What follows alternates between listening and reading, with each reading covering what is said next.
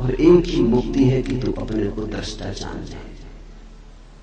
तो इस प्रयोग को थोड़ा करना शुरू करें।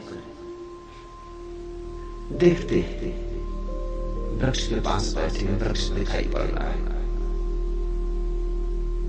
तो धीरे धीरे वृक्ष को देखते देखते उसको देखना शुरू करें जो वृक्ष को देख रहा था।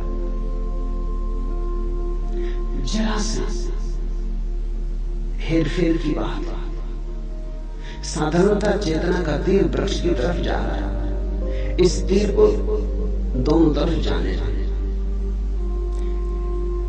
इसका फल दोनों तरफ कर ले। वृक्ष को भी देखें और साथ ही चेष्टा करें उसको भी देखने की जो देख रहा है। देखने वाले को न भूले, देखने वाले को पकड़ पकड़ ले, बार बार भूलेगा, पुरानी आदत है, जन्मों की आदत है, भूलेगा, लेकिन बार बार देखने वाले को पकड़ ले।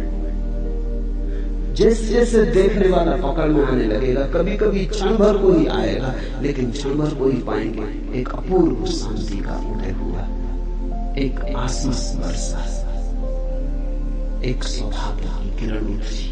एक क्षण को भी अगर ऐसा होगा तो एक क्षण को भी मुक्ति का आनंद मिलेगा, और वो आनंद तुम्हारे जीवन के स्वास्थ्य और जीवन की धारा को बदल देगा।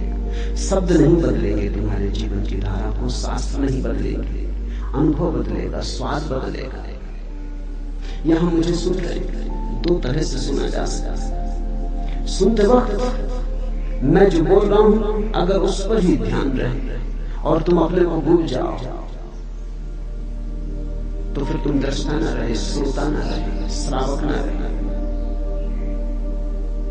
तुम्हारा ध्यान मुझ पर अटक गया है तो तुम दर्शक हो गए। आंख से ही दर्शक नहीं हुआ जाता, कान से भी दर्शक हुआ जाता है। जब भी ध्यान ऑब्जेक्ट पर, विषय पर अटक जाए तो तुम दर्शक हो गए। सुनते वक्त सुनो मुझे, साथ में उसको भी देखते रहो, पकड़ते रहो, टटोलते रहो जो सुन रहा है। निश्चित ही तुम सुन रहे हो, मैं बोल रहा हूं। बोलने वाले पर ही नजर न रहे, सुनने वाले को भी पकड़ते रहो, बीच बीच में उसको ख्याल लेते रहो। धीरे धीरे तुम पाओगे कि जिस घड़ी में तुमने सुनने वाले को पकड़ा, उसी घड़ी में तुमने मुझे सुना, से सब व्यर्थ गया है। जब तुम सुनने वाले को पकड़ के सुनोगे तब जो मैं कह रहा हूं वही तुम्हें सुनाई पड़ेगा, और अगर तुमने सुनने वाले को नहीं पकड़ा है तो तुम न मालूम क्या क्या सुन लोगे जो मैंने ना तुम कहा ना अष्टावक्र ने कहा। तब तुम्हारा मन बहुत से जाल बुन लेगा, तुम बेहोश हो। बेहोशी में तुम कैसे होश की बातें समझ सकते हो? ये बातें होश की, ये बातें किसी और दुनिया की। तुमने अगर नींद में सुना तो तुम इन बातों के आसपास अपने सपने गूंथ लोगे, तुम इन बातों का रंग खराब कर लोगे, तुम इनको बोध लोगे, तुम अपने ढंग से इनका अर्थ निकाल लोगे, तुम इनकी व्याख्या कर लोगे। तुम्हारी व्याख्या में ये अद्भुत वचन मुर्दा हो जाएंगे। तुम्हारे हाथ लाश लगेगी अष्टावक्र की। जीवित अष्टावक्र से तुम छूट जाओ, क्योंकि जीवित अष्टावक्र को पकड़ने के लिए तो तुम्हें अपने दृष्टा को पकड़ना होगा। वहां है जीवित अष्टावक्र। इसे ख्याल ना लो।